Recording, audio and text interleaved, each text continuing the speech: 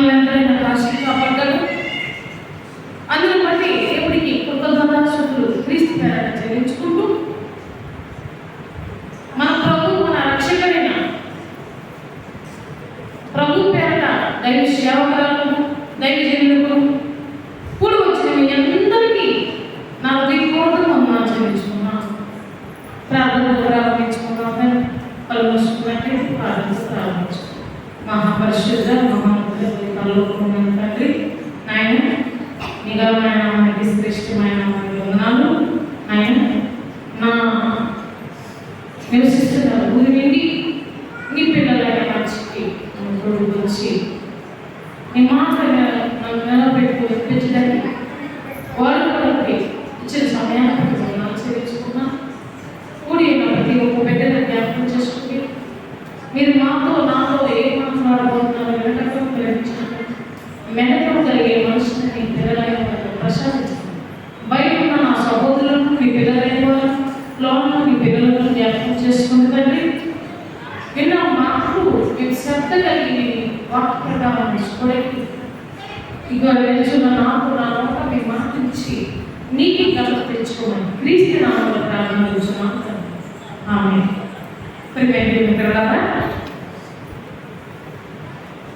ఒక మంచి సందర్భాన్ని ఈ రాత్రి వేళలో జ్ఞాపకం చేయడానికి మీ మధ్య రావడం జరిగిందండి. ఒక మంచి అంశం మీద మాట్లాడుతున్నాం. మీరు వెంటనే రెడీ అయితే మాట్లాడాలి. ఎందుకంటే తిని ఆసక్తి కొద్దిదే వడ్డించాలనిపిస్తుంది. మా ఇంటికి గెస్ట్ వచ్చారు, మనం ఏం చేస్తాం? వడ్డించాలన్న మనసు ఉన్నా మన గెస్టులు భోజనం చేసే కొద్ది మన వారి ఆసక్తి కొద్ది మనం వడ్డిస్తాం. ఓకే, మీ అందరూ నాకు గెస్టులు అనుకోండి, మీరు గెస్టులు, నేను మీకు వడ్డించే ఒక సేవకురాలు పని మంచి వడ్డించేటప్పుడు నేను తినే గెస్టులుగా మీరు మీ ఆసక్తి నేను వడ్డించడానికి సిద్ధపడుతున్నాను. ఓకే, ఈ రాత్రి మనం మాట్లాడబోయే అంశం పేరేంటంటే ప్రభుకై సాగిపోతావా, లోకానికై ఆగిపోతావా? అంశం మరొకసారి, ప్రభుకై సాగిపోతావా, లోకానికై ఆగిపోతావా? ఓకే, చూద్దాం. ఈ టైటిల్ పెట్టడం కారణం ఏంటో లేఖను పరిశీలిస్తే పరిశీలన ద్వారా లేఖన పరిశీలన ద్వారా మనం మాట్లాడుకున్నట్టే బైబిల్ చెట్టు బైబిల్ కొన్ని నిమిషాలు మనం లేఖనాలు పరిశీలిద్దాం. ఆదికాండము 19వ అధ్యాయము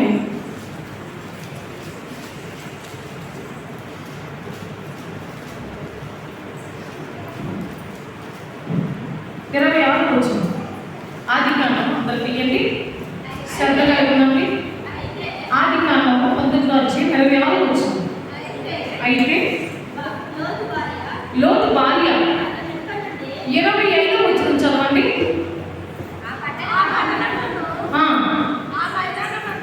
ఒక్క చదివితే అర్థమవుతుంది మిగతా వాళ్ళందరికీ.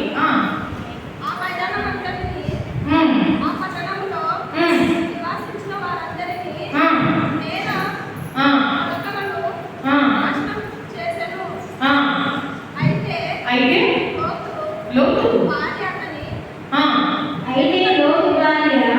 భార్య అతని వెనక నుండి తిరిగి చూసి ఆమె వెనక నుండి చూసి ఉప్పు స్తంభం అయిపోయాను. 25వ వచనంలో ఏముంది? 25వ వచనంలో ఏం జరిగింది? ఈవిడ వెనక నుండి చూడడానికి గల కారణం ఏంటి అంటే 25వ వచనంలో ఆ పట్టణమును ఆ మైదానమును వద్ద చూడొద్దని ప్రయాణంతో ఒక పరిశుద్ధమైన కుటుంబాన్ని ప్రయాణంతో బయలుదేరి వెళ్ళిపోమంటున్నాడు. ఎవరు? తండ్రి అయిన దేవుడు. బయలుదేరి వెళ్ళిపోయిన ఆ క్రమంలో చక్కగా పిలుపందించాడు. వేగిరి వాళ్ళని పంపించి, నాయన మీరు వెళ్ళండి, వాళ్ళని తీసుకుని బయటికి రండి, నేను ఆ పట్టణాన్ని ఆ ప్రాంతాన్ని నాశనం చేయబోతున్నాను. దానికి ముందు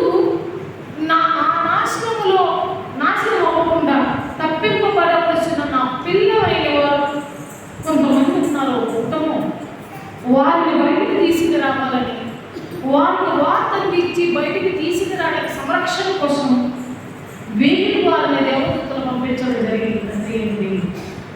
వారు వచ్చి ఇదిగో లోతు, నీ పిల్లలిద్దరు, నీ అల్లులను, నీ భార్య ఎంట పెట్టుకుని బయటకు వచ్చేసి, ఎందుకంటే నేను ఆ పట్టణాన్ని నాశనం చేయబోతున్నాను.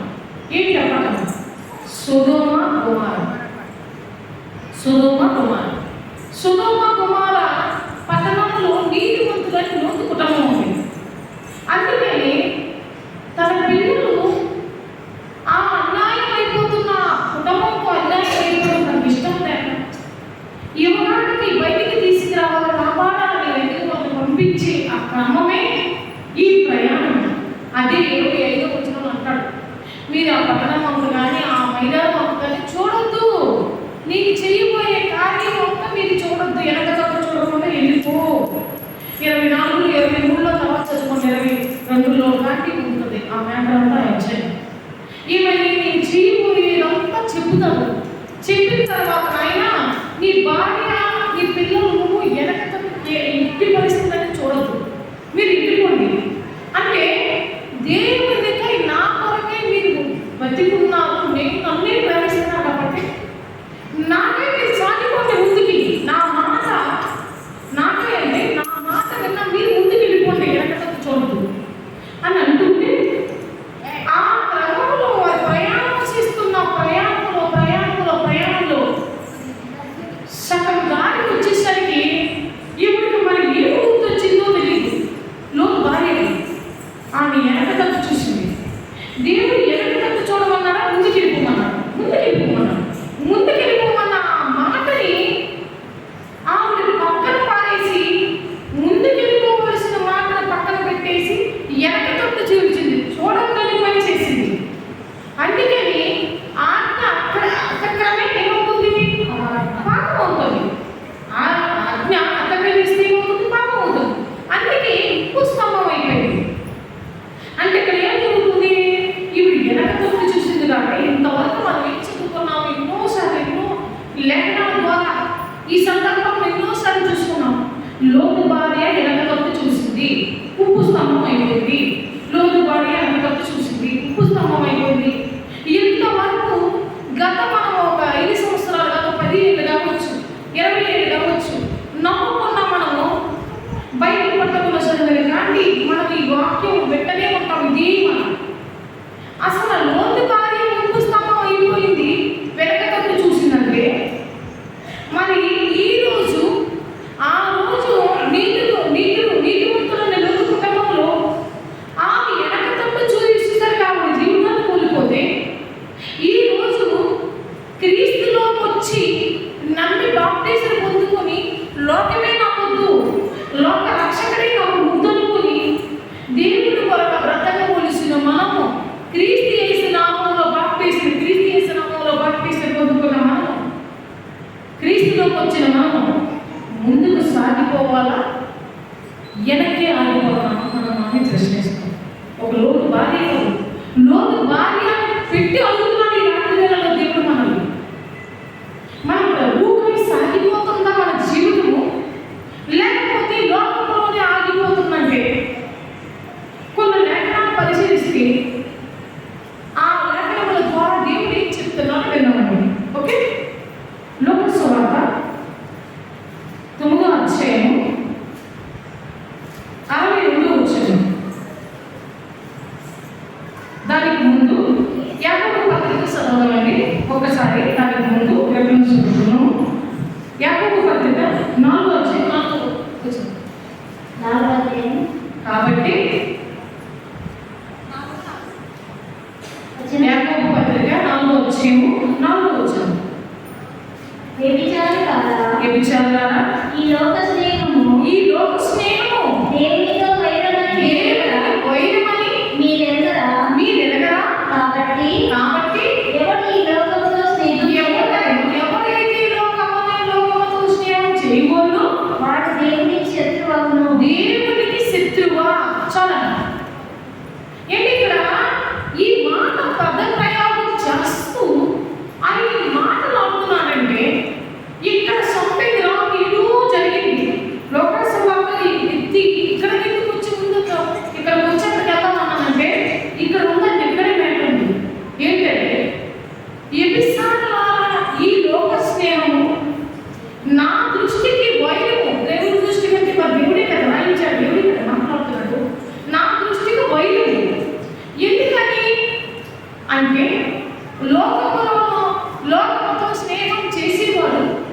నాకు శత్రువు అవుతాడు.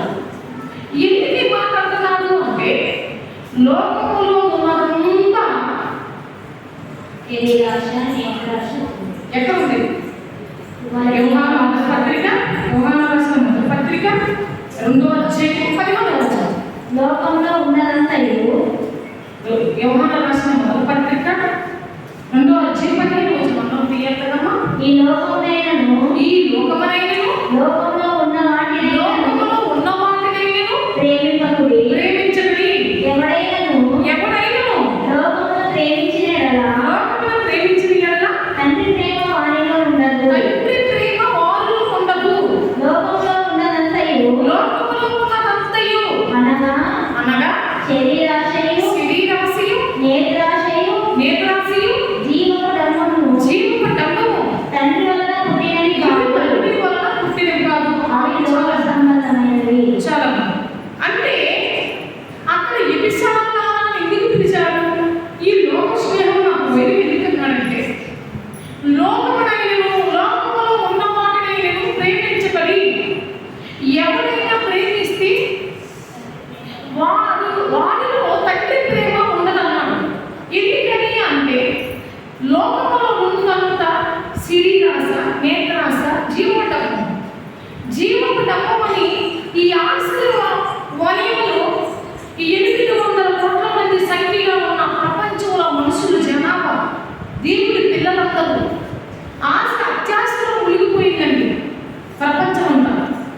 ఎందుకని తినడానికి, త్రాగడానికి ధరించుకున్న ఈ క్రమంలో యావత్ ప్రపంచం తరలిపోతుంది ఈ లోకంలోకి. అవునా కదా? ఎందుకని తెల్లార వేసిన కాంతి ఉదయాన్నే లెగిస్తే నేను నా ఆత్మని నన్ను నేను ఎలా రక్షించుకోవాలని ఆలోచిస్తాను. నా ఆకలి నేను ఎలా తీర్చుకున్న శరీరాన్ని రక్షించుకోవాలని ఆలోచిస్తాను. ఉదయాన్నే వేసిన కాంతి 300 కోట్ల మంది పైగా ఉన్న క్రైస్తవులైన మనము దేవుడు అడుగుతున్నాడు. మనమైనా ఫర్ ఎగ్జాంపుల్ మన గురించి మాట్లాడుతున్నాం. మనం ఉదయాన్నే వేసిన కాంతి ఏం ఆలోచిస్తాం? నేను ఎందుకు పుట్టాను? అసలు నన్ను ఎందుకు అన్నాడు దేవుడు? నీ స్త్రీగా నా జన్మ సార్థకమైంది. స్త్రీగా పుట్టానంటే కేవలం వంట గదికి నా పరిమితం, కేవలం అంచులు గుడ్డలకి నా పరిమితం, కేవలం ఇల్లు కానీ గుడ్డలు కానీ నా పరిమితం, కేవలం పిల్లలకని స్కూల్కి పంపడానికి పరిమితం. దేనికి? ఒక స్త్రీ పాత్ర ఎందుకు నేను పుట్టానని ఈ స్త్రీ ఏదో ఆలోచిస్తుందా? ఆలోచించినట్లయితే కంపల్సరిగా బైబిల్ చదువుతారు. ఆలోచనకి సమాధానమే బైబిల్ చెప్తుంది మనకి. ఎందుకంటే ఉదయాన్నే లేచిన కాంతి స్త్రీ జాతి వంటగదిలో వెళ్ళి ఆహార పదార్థాలు సిద్ధపరిచి, బట్టలకి ఎలా సిద్ధపరిచి క్యారేజ్ పెట్టాలి, ఆ పిల్లలకి ఎలా చేయాలి, ఇల్లు బట్టలు ఉంటున్నాయి. ఇక ఖాళీ దొరికిందంటే నేను మిగతా టైంలో నేను సినిమాయో సీరియాలో ఏదో కళ కొనుక్కుంటాను అని ఇదే చూసుకుంటాను. ఇంతే కదా జీవితం. నాకు దేవుడు మా అమ్మలు పుట్టాను. బాల్యంలో నా స్కూల్ దగ్గర నేను మా అమ్మ ఇంటికాడ బాల్యంలో బడికి వెళ్ళాను. ఎవరి కాలం వచ్చింది వివాహం చేసుకుని అత్తారింటికి వెళ్ళాను. పిల్లల కన్నా స్త్రీ పరిపాలన చేశాను. ఇల్లు అంటే ఇంట్లో ఉన్న పనులు చేశాను. పిల్లలకి కన్నా వృద్ధాప్యం, ఆ పిల్లలకి సేవ చేసే వృద్ధాప్యం వచ్చింది. ఇంకా అయిపోయింది. మనం ఎత్తుకోవడం ఇందుకేనండి కన్నాను. ఎన్ని ఆలోచించండి ప్రియమైన. అందుకే దేవుడు తన సంకల్పంలో ఇక్కడ స్త్రీలని పురుషులని భేదం లేకుండా సమస్తాన్ని దేవుడు పిల్లల కని తన కొడుకుతో ఎందుకు చేశారంటే ఒక పురుషుడు అవసరమే, స్త్రీ అవసరమే. దేనికి అవసరం అంటే పురుషుడు ఇద్దరు వ్యక్తుల ద్వారా పిల్లలు కావాలి. దేవుడికి పిల్లలు కావాలంటే మరి ఇద్దరు వ్యక్తులు కావాలి. స్త్రీ పురుషులు కావాలి. వాళ్ళిద్దరు కలిగి ద్వారా పిల్లలు రావాలి. అంటే ఇక్కడ వివాహానికి ప్రాముఖ్యత ఇస్తూ దాంతో పాటు ఆ పిల్లలు పెంచుతూ ఆ పిల్లల్ని దేవుడిలో పెంచాలని స్త్రీకి పాత్ర ఇచ్చాడు. దాంతో పాటు సాటి అయిన సహాయం అన్నాడు. ఆది గ్రంథంలో గురించి మాట్లాడుకుంటే సాటి అయిన సహాయం అన్నాడు. సాటి అయిన సహాయం అంటే ఏంటి?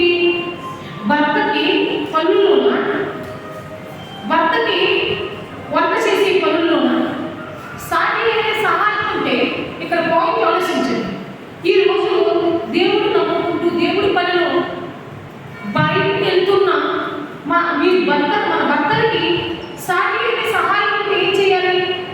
సువార్త పనిలోని ఏంటి పరిచర్యలోని నీకు వచ్చిన పనిలో సహకరిస్తూ ఉండాలి. అంతే తప్ప శారీరక సహాయం అంటే కేవలం ఇంటికి సంబంధించిన ఇంటి పనులకు మాత్రమే పరిమితం కావాలి. అలా పరిమితం అయితే శారీరక సహాయం ఎందుకు అంటారు? ఒకవేళ శారీరక సహాయం ఇంటికి పరిమితం అయితే శారీరక సహాయం అంటే మరి భర్త కేవలం ఇంటి పనులే చేస్తున్నారా? ఇంటికి సంబంధించినవి కావాల్సిన తెచ్చిపెట్టి ఆగిపోతున్నారా? లేకపోతే ఇల్లు చూసుకుంటూ ఎలాంటి పిల్లలు చూసుకుంటూ దేవుడికే సాగిపోతున్నారా? ఆలోచించాలి. ఎందుకంటే క్రైస్తవులు యావత్ ప్రపంచంలో క్రైస్తవులుగా బ్రతుకుతున్న మనం, క్రీస్తుని ధరించుకున్న మనం దేవుడికై ఏం చేస్తున్నామంటే దేవుడిలో ఉన్న ఆశీర్వదికి సాగిపోతున్నామా, ఆగిపోతున్నామా? లేకపోతే దేవుడి పనికే సాగిపోతున్నామని మనం ప్రశ్న వేసుకుంటే ఈ ముక్కకి సమాధానం ఎంతమంది చెప్పగలము? ఏంటి ఈ ఒక మాటకి దేవుడి దృష్టికి మనం సమాధానం చెప్పవారుగా నిలబడితే ఎంతమంది చెప్పగలము? ఒకసారి ఆలోచించాలి నేను చెబుతున్నా. ఎందుకంటే అక్కడక్కడ కొన్ని సందర్భాలు జరుగుతుంటాయి. హాస్పిటల్లో ఏదైనా రోగాలు వచ్చాయి, హాస్పిటల్కి వెళ్ళేటప్పుడు అమ్మా నువ్వు ఇది తినకు, ఇది తింటే మంచి జ్వరం వచ్చింది, హాస్పిటల్కి వెళ్ళావు, చికెన్ తింటే చచ్చిపోతావు. నేను తింటామంటావా? నీవు బతికించుకోవడానికి మానేస్తావు. అమ్మ నువ్వు ఆపరేషన్, లేకపోతే అనారోగ్యం వచ్చింది, ఆపరేషన్ చేశావు, నువ్వు 6 నెలలు 5 నెలలు బెడ్ రెస్ట్ తీసుకోవాలంటాడు డాక్టర్. లేదు నువ్వు చెప్పింది నేను వెళ్ళిపోతాను ఇష్టం వచ్చినానంటే ప్రమాదం తెగిపోయి ఆ గాయాన్ని చీమపోసి ప్రమాదాన్ని తెచ్చుకొని మరి కాస్త ప్రమాదంలో వెళ్ళిపోయే అవకాశం ఉందా లేదు? అంటే ఇక్కడ వైద్యుడు చెప్పిన మాట ఒక స్త్రీనిగా పురుషుడైనా పాటిస్తున్నారా లేదా? పాటిస్తారు కంపల్సరిగా. అది ఏదైనా సరే, అది అనారోగ్యములు శరీర సంబంధమైన ఏ అనారోగ్యమైన జ్వరం కావచ్చు, కడుపు నొప్పి కావచ్చు, ఆపరేషన్ కావచ్చు, అవయవాల లోకంలో ఏది కావచ్చు, అవయవాల లోకంలో ఏది వచ్చినా దాన్ని పాటించకపోతే డాక్టర్ చెప్పింది ప్రమాదంలో వెళ్ళిపోతామని కాపాడుకుంటామా, లేకపోతే ప్రమాదంలో వెళ్ళిపోయినా పర్వాలేదని పక్కన పడతామా? కాపాడుకోవడమే టైం టు టైం వదిలేస్తాం. కాపాడుకోవడమే ఇది తినకుండా మద్యం చేస్తాం.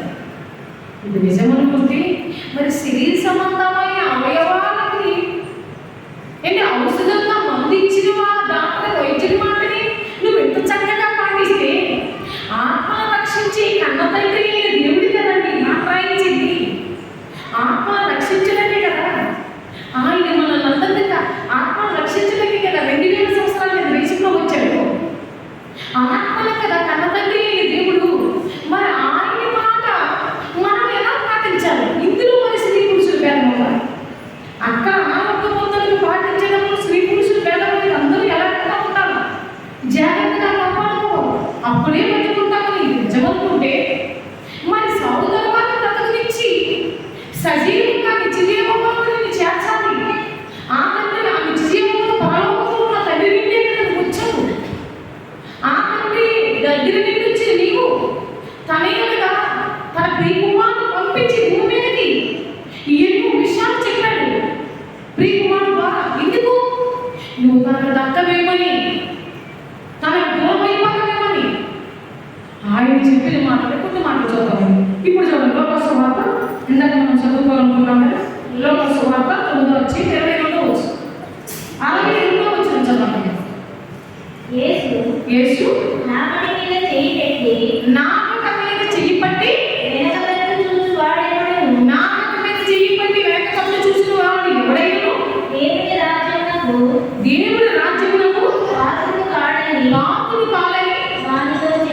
వానితో చెప్పాను. చాలా నామక మీద చెయ్యి పట్టి వెనక తట్టు చూసేవాడు ఎవరైనా నాకు పాత్రుడు కాదని ఎందుకన్నాడు? ఎందుకంటే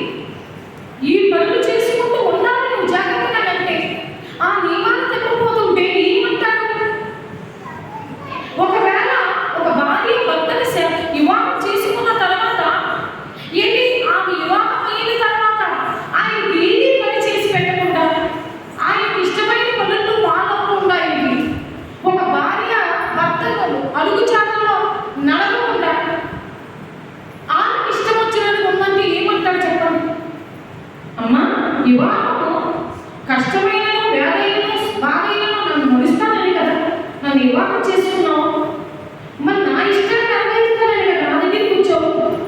పెళ్లి చేసుకున్నావు ఇష్టపడి నీ చెప్పినట్టు ఎందుకు వినట్లేదు అని అంటారా అన్నారు. అదే మాట మరి క్రీస్తు యేసునామములో బాప్టిజం పొందుకున్న క్రైస్తవురాలుగా క్రీస్తును ధరించుకొని క్రీస్తులో వచ్చిన నీవు నీ భర్తని శిరస్సు. ఎవరు? యేసుక్రీస్తు. సంఘానికి శిరస్సు ఎవరు? క్రీస్తు ప్రభువారు. భార్య ఎవరు? సంఘము. మరి నీ భర్తగా సంఘముగా నీ భర్తకి నీ క్రీస్తుని శిరస్సుకి మరి లోపలవా ఎమ్మడించవా? మనకు మాట చదువు.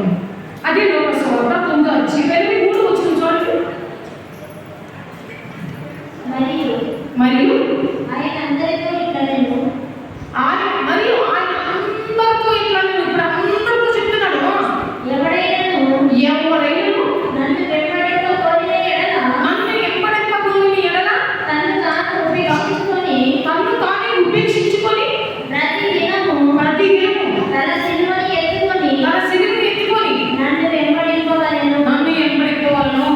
తన ప్రాణమును రక్షించుకొనువాడు దానిని పోగొట్టుకుంటాడు.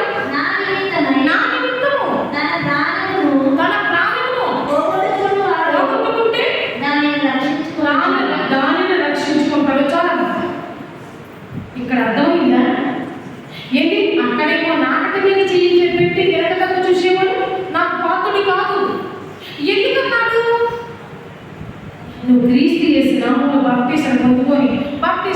మనం ఎవ్వరైనా ఏం ప్రమాణం చేస్తామండి? స్త్రీ వైపు కూర్చున్న ప్రభువా ఇది వదులుకొని లోకము నా వద్దు, ఈ లోకం విడిచిపెట్టి లోకాలు కలిగించే నీవే నాకు రక్షకుడివి అని రక్షకుడి మాటలో విని మనము నీటిలోకి వెళ్ళేటప్పుడు ఏ ప్రమాణం చేస్తాము?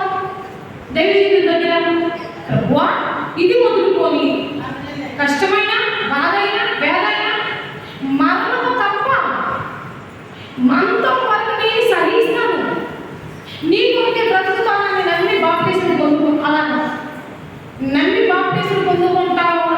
బాప్టిజం పొందుకున్నానని చెప్తావా లేదా? ఇలా ప్రమాణం చేసే కదా బాప్టిజం తీసుకో అంటే నువ్వేమన్నావు? ప్రభుతో ఇది వదులుకొని నీ కొరకు నేను బ్రతుకుతున్నాను. మరి బ్రతుకుతానని దానివి మరి బ్రతకకుండా బ్రతుకుతానని నాట మీద అంటే చెయ్యి కొట్టుకొని క్రీస్తు ప్రభు వారి మీద చేతిలో చెయ్యేసి వెనక తట్టు చూడటం ఏంటి? ఆ వెనక తట్టు చూడడమే నువ్వు బయట చదవకపోవడం. ఆ వెనక తట్టు చూడడమే నువ్వు వాక్యాన్ని ప్రతిదినం పరిశీలించకపోవడం. ఆ వెనక తట్టు చూడడమే నువ్వు వాక్యాన్ని ప్రకటించకపోవడం. వెనక తట్టంటే ఏదో ఇది చూడటం కాదు, ప్రభు చేసే పనులు నీకు ఏది చెప్పాడు, ఒక భార్య భర్తకి ఏమైతే చెప్పాడు అది చేసి పెట్టాలి. మరి ఇది నిజమనుకుంటే సంఘముగా భార్యగా శిరస్సులో క్రీస్తు నీకు చెప్పాడు కదా పనులు. నువ్వు క్రీస్తులో వచ్చి నీ కొరకే బ్రతుకుతున్నా క్రీస్తు వెంబడించిన ఒక క్రైస్తవురాలుగా నీకు చెప్తున్నాను, నీ కోసం ప్రాణం పెట్టి నీ క్రీస్తు ఏమని ఎవరైనా నా నమ్మలేకపోతావు అయితే నువ్వే ఉపేక్షించుకో, సెట్ చేసుకో, నన్ను వెంబడించు. నా నిమిత్తము నా పని నిమిత్తం సువార్తకి ఆయన ప్రకటన జన్మతాను. నా నిమిత్తం నా మాట నా పని నిమిత్తం నీ ప్రాణం పోయిందనుకో దాన్ని దక్కించుకుంటావు. లేదా నీ నిమిత్తం నీ పనుల నిమిత్తం నువ్వు నీ ప్రాణం పోగొట్టుకున్నావా దాన్ని సాకు పోసి చేసుకుంటావు. నమ్మరా? ఇది నిజమా కదా? ఎక్కడ ఉంది ఇది? లోకసువార్తలోని ధనవంతుడు రాసిన సందర్భం ఎందుకు రాయించాడు? ధనవంతుడేమో తన నిమిత్తం తన కొరకే తన ప్రాణాన్ని దక్కించుకోవాలని బతుకుతూ బహుగా చొక్కపడ్డాడు కనుకే లోకసువార్త 16:22 దాన్ని పోగొట్టుకున్నాడా దక్కించుకున్నాడు? పోగొట్టుకున్నాడు. చూడండి కావాలి చూద్దాము. లోకసువార్త 16:22 వచ్చింది.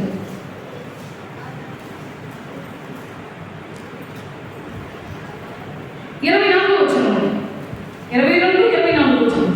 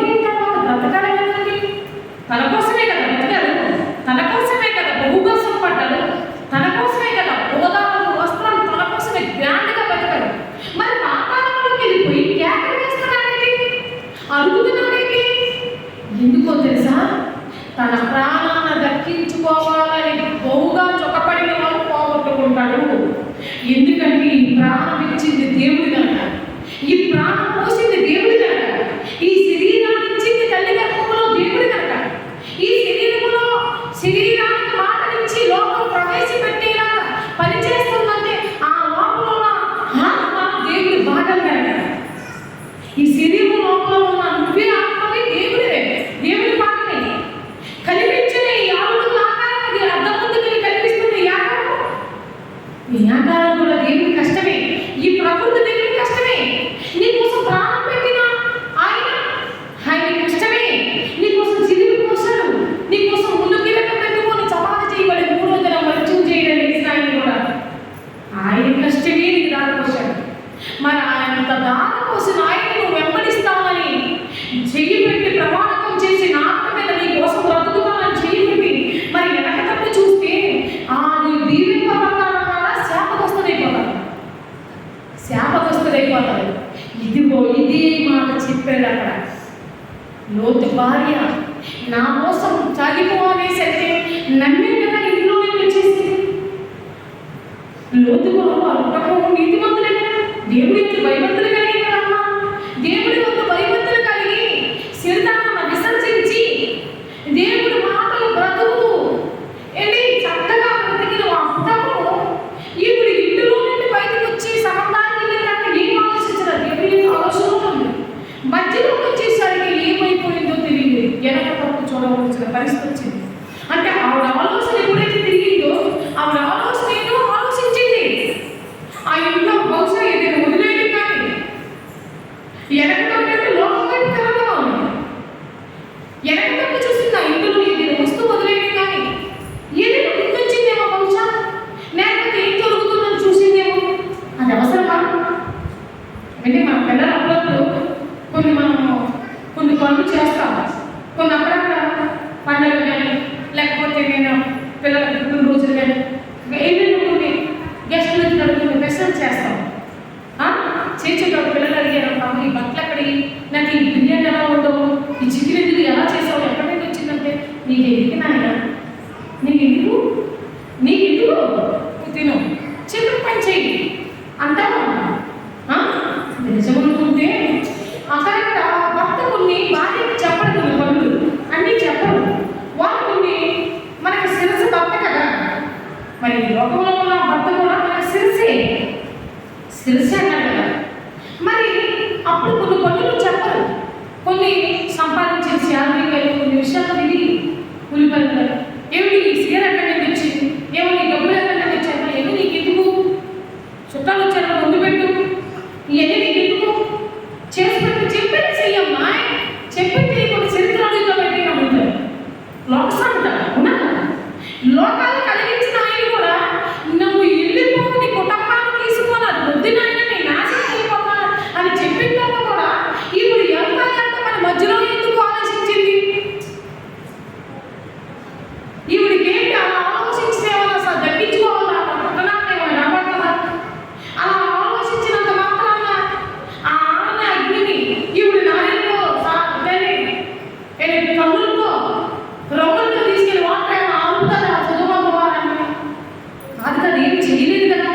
అందుకే క్రీస్తుని భర్త మనకు చెబుతున్న మాట ఏమని తెలుసా, నన్ను వెంబడిస్తావా అయితే ప్రతిదినం నన్ను వెంబడించు, నా సిరిని ఎత్తుకోమంటే నా పనిని, నా బాధ్యతలు, నా ఇష్టాన్ని నువ్వు నెరవేర్చండి, నన్ను వెంబడించడం, నా పని చేయడమే నన్ను వెంబడించడం, నా కోసం నువ్వు ప్రకటించి నీ నోటితో చెప్పటమే నన్ను వెంబడించడం. చెప్పండి ఎంతమంది చేస్తున్నాం ఇక్కడ? మిమ్మల్ని మీరే ప్రశ్న వేసుకోండి. ఉదయాన్నే లేచి కానీ ఎన్ని అధ్యాయం చదువుకుంటున్నారు, ఎన్ని గంటల సేపు బయటకు గడుపుతున్నాం, గంట లేదా మరి ఎంత గడుపుతున్నాం? లోకంకి ఆగిపోతుందా మన మైండ్? అక్కడ రోజు భారీ ఆగిపోతుందా మనం చదువుకున్నాం? మరి మన పరిస్థితి ఏంటి? మనం ఎక్కడ ఆగిపోతున్నాం? బయటని చదవకుండా 24 గంటలు ఇచ్చాడు దేవుడు. 24 గంటల్లో రాత్రి పడుకుని పొగలంతా ఏం చేస్తున్నాం? పొగలంతా ఉదయం నుంచి సాయంత్రం దాకా పొగ చేస్తున్నామా? సాయంత్రం దాకా పక్కన వదులుతున్నామా? సాయంత్రం దాకా పిల్లలకి స్నానం చేయిస్తున్నామా? నీ భక్తులు చాడని లేకపోతే ఉదయం నుంచి సాయంత్రం దాకా వడ్డించుకుని ఉంటున్నావా? లేదు. ఏం చేస్తున్నామా నీ టైం?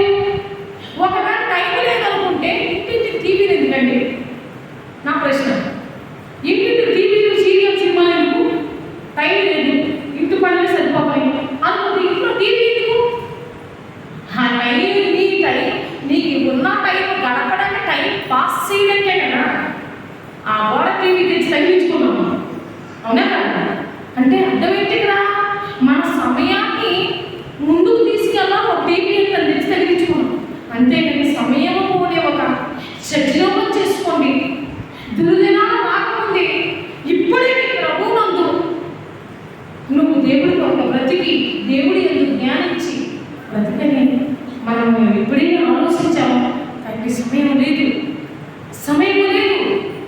ఎలా ఇప్పుడు నేను టకటక పని చేసుకుని మా హస్బెండ్ క్యారేజ్ కట్టుకొని ఆయన వెళ్ళిపోతే పిల్లలు స్కూల్కి వెళ్ళిపోతే నేను టకటక పనులు చేసుకొని నేను పనులు చేసుకొని నేను వచ్చి బయట చదువుకుంటాను. ఎందుకంటే నా తండ్రి నాకు క్రీస్తు నాకు బతుకునిచ్చాడు, నాకు జీవితాన్ని ఇచ్చాడు, తల్లిదండ్రులు శరీరాన్ని ఇచ్చాడు. నేను ఈ ఆకారంలో వచ్చానంటే నాలో ఆత్మన్న దేవుడి కష్టం.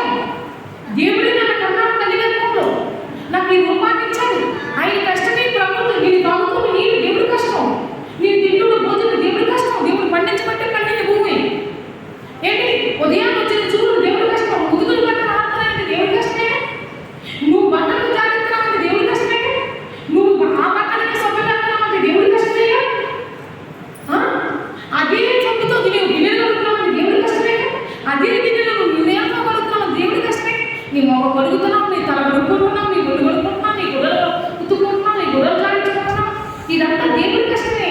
నీ తల వెళ్ళి తన పాదాల దాకా నువ్వు అనుభవిస్తున్న ప్రతిదీ దేవుడి కష్టమే కదండి, దేవుడి కష్టమే కదా నా సహోదరా.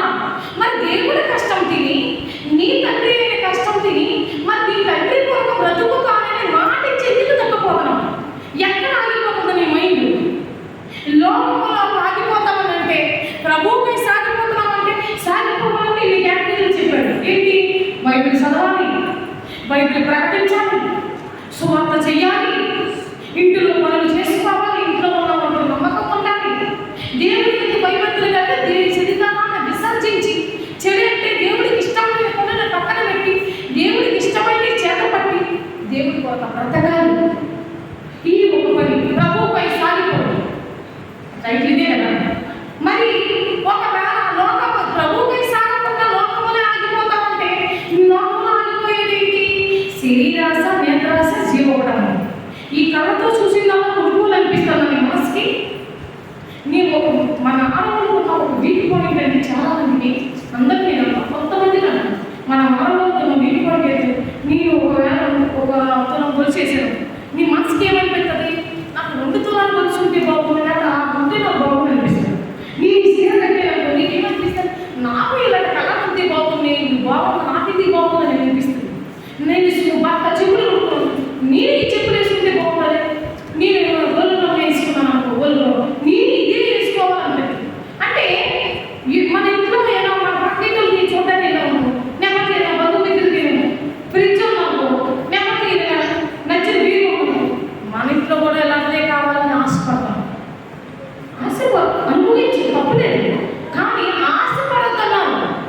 నీకు నా కన్నా ముందు పడమన్నాను, అన్నవస్త్రాలు కలిగి దేవుని ఎందుకు భయపెట్టుకుని సేవ చేయమన్నాను.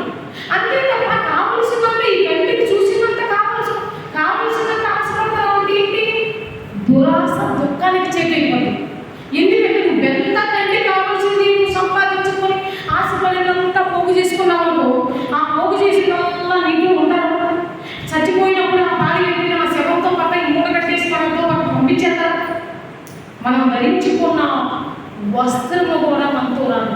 అంతేందుకు ఒక మొక్కలు చెప్పాలంటే మనం ఏది 3 పూట పెంచి పోషించి ఉదయాలు వేసిన కంటే ఆలోచించి దీన్ని బతికించుకోవాలనుకున్న నా ప్రాణాన్ని దక్కించుకోవాలని గోరి వంట చేసి బ్రేక్ఫాస్ట్ పెట్టి, కాఫీ పెట్టి, లంచ్ పెట్టి, డిన్నర్లు పెట్టి బాగా మేపుతున్నాము.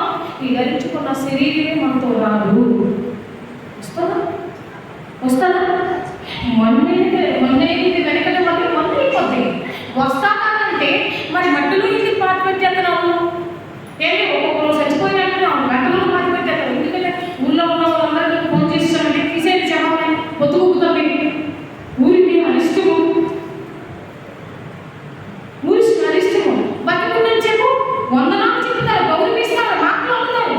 కానీ మాట్లాడిన అదే మనిషి చచ్చిపోయిన తర్వాత గౌరవించమని పాడినట్టు పారేస్తుంటే అయిన వారైనా భర్త అయినా ఎవరైనా సరే బాధపడతారు తప్ప లేదని భార్య కరీగండి మా దగ్గరే వచ్చాక శవాన్ని అంటారు. ఎవ్వరు కోరుకోరు, శవాన్ని ఇష్టపడరు. అంటే మనం ధరించుకున్న ఈ శరీరము పారేసేదంటే తప్ప దేనికి పనికిరాని దీనికోసమే.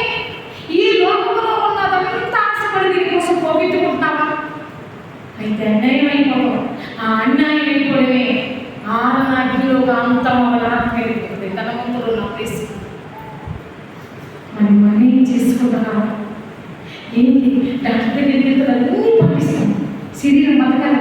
మరి శరీరం అనిపించిన ఆత్మే, ఆ ఆత్మనే కదా రక్షించడానికి ఇసులోకి వచ్చి దానికోసమే కదా ప్రాణం పెట్టాడు 2000 సంవత్సరాల దగ్గర వచ్చి. మన ఆత్మను రక్షించి ప్రభు చెప్తున్నాను, నీ ఆత్మను రక్షించుకునే సిద్ధి గల వాక్యాన్ని సాత్వికంతో నన్ను అంగీకరించావు. అంగీకరించిన నీకు నా కోసం బ్రతకవా? నా కోసం బ్రతక నీ ఆత్మను రక్షించుకొని నీ ఆత్మను రక్షించడానికి ఈ స్థితి గల వాక్యం.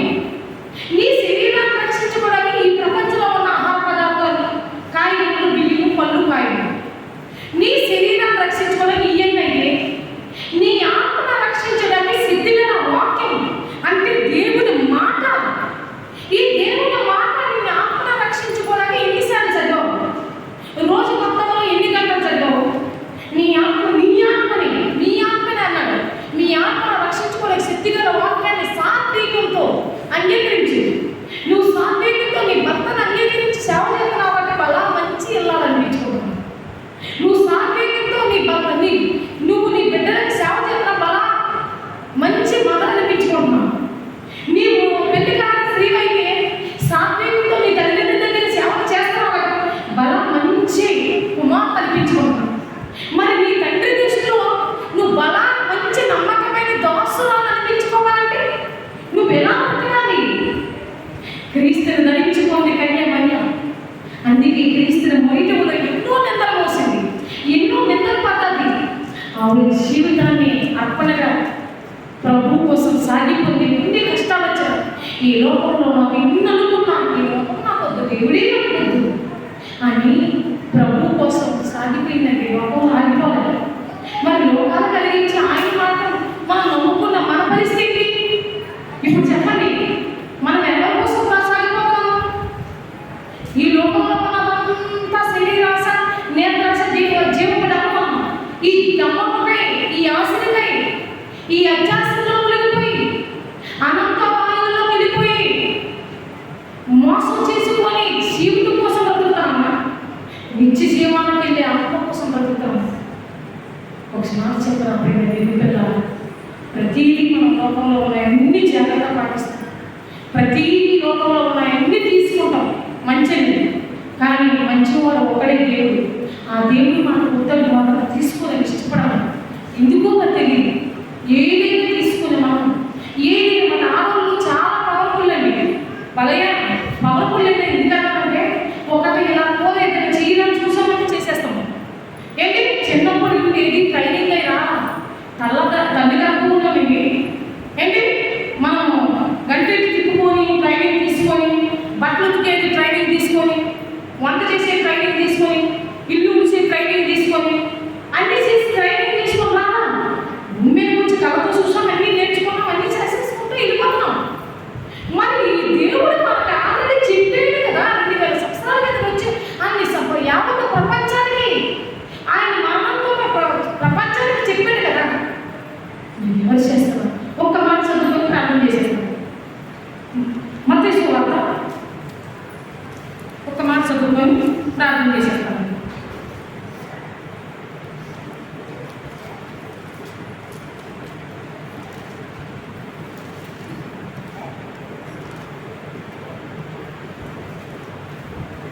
మత్తయి సువార్త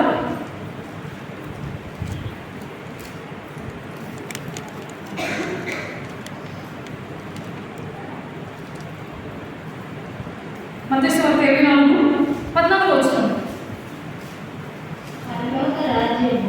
24వ అధ్యాయం 14 వస్తుంది. మరియు ఈ రాజ్య సువార్త సకల జనులకు సాక్షాత్తుగా ప్రకటించాలి, లోకమంతటా ప్రకటించాలి. అది ద్వారా కొంత వస్తుంది. అంటే ఈ రాజ్య సువార్త ఏంటి? దేవుడు మాట. ఎవరైనా నన్ను వెంబడించాలా, నాటకమే చెయ్యాలి అని అన్నారు కదా. ఆ రోజు లోతు కాలంలో వెళ్ళేసరికి మీరు ప్రయాణం చేసి ముందుకు సాగిపోవడమే అది వారి ఆజ్ఞ. ఈ రోజు రాజ్య సువార్త ప్రకటన లోకమంతా ప్రకటించడమే మన ఆజ్ఞ. అప్పుడు ఆవిడ ఆజ్ఞ అంత కలిగించింది, ముందుకు సాగిపోవడం వెనక తప్పు చేసింది. శాపగ్రస్తురాలు మరి ఈ రోజు క్రీస్తు కొరకే బ్రతకాలని మనము ఏంటి రెండొచ్చుల రక్తమని చేత పట్టుకొని ప్రభు మాట లోకానికి ప్రకటించడానికి సాగిపోతామా? లోకంలో ఆగిపోయి శాపవస్తులు మైపు ఆగిపోతాం, పక్కన వెళ్ళిపోతామా? చెప్పండి మిత్రులారా, ఇదిగోండి చూడండి, ఎన్నో 4 రాష్ట్రాలు దాటి 4 జిల్లాలు, రాష్ట్రాలు 4 జిల్లాలు దాటుకుని విజయనగరం జిల్లా, విశాఖ జిల్లా, అంటే తూర్పుగోదావరి జిల్లా, కృష్ణా జిల్లా, 4 జిల్లాలు దాటిన తర్వాత వచ్చాను. ఇదేం జిల్లా? ఈ జిల్లాకు వచ్చేటప్పుడు జిల్లాలకే 4 జిల్లాలు దాటుకొని 3 లోకాలు కలిగించే మహనీయుని వెంబడిస్తానని ప్రమాణం చేశారు కదా బాప్తీసుల ద్వారా. నా భర్తకి వెంబడిస్తానని చావలు చేస్తేనే బలా మంచి భార్య అనిపించుకుంటాడు. అంతా కూడా మంచి ఇల్లాలట. అతను నమ్మకంగా చాలు మట్టిలో వెళ్ళిపోయి నా భర్త విషయంలో నేను అంత పాత్ర పోషించి నా భర్తకు లోపడితే మరి మహోన్నతుల దగ్గర నేను ఇచ్చానే, మరి మహోన్నతులు ధరించుకున్నాం, మరి నేను ఎలా ఉండాలి దేవుడు కొరకు? అలా ఉండాల బ్రతకాలని ఆ బతికి బాధ్యతే ఈ రాజ్య సువార్త సకల జనులకి లోకమంతా ప్రకటించే బాధ్యత. ప్రభువుపై సాగిపోతున్నంత ఆజ్ఞ ఇదే, సర్వలోకానికి వెళ్ళి నా మాటలు ప్రకటించండి. ఆ ప్రకటించండి నా కష్టం తీసుకొని, నా కష్టము వేల రూపాయలు ఖర్చు పెడుతూ, నేను ప్రింట్ చేస్తూ, నా సాధ్యం పెట్టుకుని 4 జిల్లాలు దాటుకుని ఈ నంద్యాల, ఈ కర్నూలు, ఈ డిస్టిక్, ఈ నంద్యాల జిల్లాలో నేను మారుమూల ప్రాంతాన్ని పంచుకుంటూ చేసుకుంటూ తినక ఏంటి వంటలుగా వానలుగా బురదని ఏదేది చూడకుండా ప్రకటించుకుంటూ ప్రతి పల్లెల్లో నా ప్రభు నాకు చెప్పాడు, నా శివసేన క్రీస్తు నాకు చెప్పాడు, నేను కళ్ళ కోసినప్పుడు నిత్య జీవానికి వెళ్ళాలి, దాని నిమిత్తం నా ప్రాణం పోగొట్టుకుంటే దాన్ని రక్షించుకుంటాను అన్నాడు. అని చెప్పిన మాట నేను తల కోసుకున్నా. చెప్పిన మాట వింటే పరలోకానికి వెళ్తాను, పాటిస్తే వెళ్తాను. చదివి నేను విన్నాను, చెప్పాను, తెలిసింది. ఇప్పుడు నేనేం చేయాలో పాటించాలి. ఆ పాటించడమే ప్రకటించాలి. నన్ను నేను నా నిమిత్తము సువార్త నిమిత్తం ప్రకటించమన్న పోగొట్టుకోమన్నాడు కదా. పోగొట్టుకోవడం వచ్చాను నా ప్రభు కోసం. పోగొట్టుకుంటే దక్కించుకుంటాను. అది పోగొట్టుకున్నాడు కాబట్టి లాజరు దేవుడు కొరకు పోగొట్టుకొని తన దేహాన్ని చూడలేదు అంటే, ఒక అపోస్తలుడు చూడలేదు అంటే దాన్ని దక్కించుకొని పరదేశంలో విశ్రమిస్తున్నాను. హాయిగా ఎంతో మంది స్త్రీలు, ఒక సమర స్త్రీ, ఒక ఇస్రాయేలు దేవుడు కొరకు తన ప్రాణాన్ని త్యాగం చేసింది అంటే దాన్ని దక్కించుకొని ఆత్మ బ్రతికించిపోయింది, పరదేశంలో విశ్రమిస్తుంది. మరి ఈ కాలంలో పుట్టిన స్త్రీ జాతిగా మనం మరి మన కోసమే బ్రతుకుతామా? దేవుడి కోసమే పోగొట్టుకుంటామా? ప్రాణం పోగొట్టుకున్నామంటే ఈ రోజు బైబిల్ చదవండి, బైబిల్ చదవండి ప్రతిరోజు. లోకంపై ఆగిపోకండి, ప్రభువుపై సాగిపోదాం. ప్రభు పనిపై సాగిపోదాం. సాగిపోవాలంటే ముందు తెలుసుకోవాలి, చదవాలి. ఏ టీచర్ అయినా పాఠాలు చెప్పే ముందు ట్రైనింగ్ అంటే స్కూల్లో నేర్చుకోవాలి. ఇది నిజమనుకుంటే నువ్వు సర్వలోకానికి వెళ్ళి ప్రకటించాలని చెప్పాలి. నీ తండ్రి కష్టాన్ని చెప్పాలి, నీ ప్రభువును క్రీస్తు త్యాగం చెప్పాలంటే నువ్వు తెలుసుకోవాలి. ఆ తెలుసుకోవడమే ప్రతిరోజు బైబిల్ చదవడం చేస్తాం.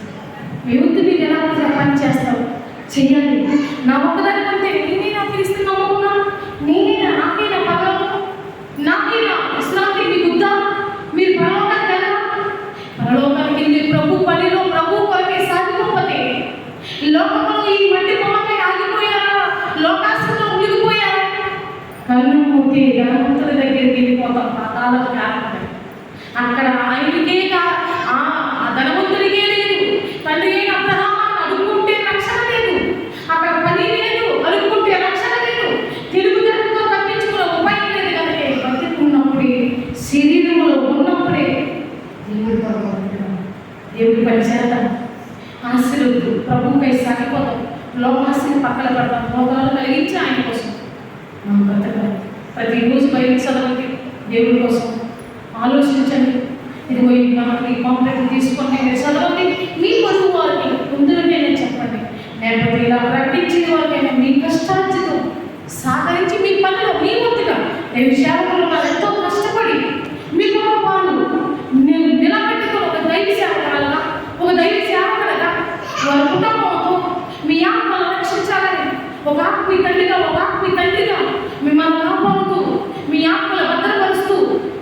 దృష్టిలో నిర్దోషులుగా నిలబెట్టాలని కాపాడంలో వారు కష్టపడుతున్నారు. వారి కష్టంలో సహకరించండి. దేవుడు పని చేసే వాళ్ళకి సహకరించాలి. మీ కష్టం మీరే ప్రకటించండి. ప్రభు పని వాళ్ళని సిద్ధంగా అందరూ వచ్చేసేవాళ్ళు బలాన్ని అనిపించుకోవాలి లేదా ఆత్మనిచ్చినట్టు. ఇప్పుడు చెప్పండి, ప్రభువుపై సాగిపోతారు, లోకాలపై ఆగిపోతారు. మీరే నిర్ణయించుకున్నాం. చక్కని నిర్ణయం తీసుకుని దేవుడిపై బ్రతకాలని కోరుకుంటూ ఈ మాటలు ముగిస్తున్నాం. ప్రార్థన చేసుకున్నాం. మహాపరిశుద్ధ మమ్మల్ని మిగతా ప్రేమిస్తున్న మా పరలోకమందు తండ్రి, ఇదిగో నాయన నా మాటలు ఈ పిల్లలకు మీరేం చెప్పాలని పంపించేవా? ఏం చెప్పారు తండ్రి నాయన? నా నిమిత్తము సువార్త నిమిత్తము ప్రకటించిన వాడు పరలోకాన్ని స్వతంత్రించుకున్నాడు. నా కోసం బ్రతుకుతానని మాట చెరకతకు చూసేవాడు శాపగ్రస్తుడైపోయాడు. ఆనాడు రోజు భార్య నీ మాటని మీరి వెనకతకు చూసింది, ఉపశమనం అయిపోయింది. ఈనాడు నీ కొరకు బ్రతుకుతానని నీ బాటలో నడుస్తూ మీ వెనకతకు లోకం వైపు తిరిగితే పాదాలను తిరిగిపోతామని ఎవ్రీ కుమార్ ద్వారా మీరు రాయించిన ప్రతి మాటలు విన్నాము తండ్రి. విన్న మాటలు ప్రయోజనకరం వారి మనసులో ఫలించేందుకు సహాయం చేయండి. కుడి ప్రతి కుటుంబం పేరు పేరు దీవించండి. నా సోదరులు జాన్సన్ పెట్టాలి జత పరివారం దైవ సేవకులు జ్ఞాపకం చేసుకోండి. వారి భార్య పిల్లల వారి సేవకి ఇదిగో స్థానిక సేవకులతో దైవ సేవకురాలి దైవ సేవకులు వారు ప్రేమించినట్టు వారికి ముగ్గురు పిల్లలను జ్ఞాపకం చేసుకోండి. వారి సేవను జ్ఞాపకం చేసుకుని వారి పరిస్థితిని వారి ఆసక్తిని వారు కష్టపడుతున్న ఆత్మ రక్షణ సైతం అనే కష్టము స్త్రీ అని పురుషుడు భేదం అనేది నా కొత్త పరిచయమని ఆ మాటను తలపోసుకోవాలి. దైవ సేవగా ఒక దైవ జీవితాన్ని కుమారులుగా ఈ పిల్లలను పనిచేస్తారు. వారి సేవని వారి చేతులను ఆశీర్వదించండి. దాన్ని ఆత్మ రక్షించుకున్న ప్రతి సంఘ బిడ్డని అర్థం చేసుకోండి. గ్రామాన్ని గ్రామ ప్రజలు గ్రామ పెద్దలని సంఘ పెద్దలని దీవించి ఆశీర్వదించండి. ఏదైనా సరే పుట్టుక ద్వారా వచ్చాము కానీ నీ పని చేసి చావుతాను కానీ చంద్ర క్రీస్తు ప్రభు వారి ద్వారా సముద్రించుకునే భాగ్యాన్ని మా అందరికీ దయచేయండి. మీ ఆత్మని మీకు సేకరించి మీ సేవలో బ్రతికేటట్టు కూడిన ప్రతి ఒక్కరికి ప్రసాదించమని కోరుకుంటూ నన్ను నా సేవని ఆశీర్వదించి ముందుకు తీసుకురావడానికి సహాయం చేయండి. యేసుక్రీస్తు ప్రార్థన కూర్చున్నాం తండ్రి. ఆమేన్. అందరికీ వందనాలమ్మా. దైవ సేవకులకి ఈ అవకాశం ఇచ్చిన దైవ సేవకులకి దైవ సేవకులకు నా హృదయపూర్వకం వందనాలు చెల్లించుకుంటూ మీ అందరికీ నా హృదయపూర్వకం నాతో జనపని వారు నమస్కారం సమయం పెట్టి క్షమించండి.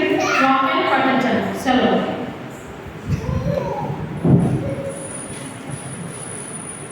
ఇంతవరకు చక్కగా సందేశం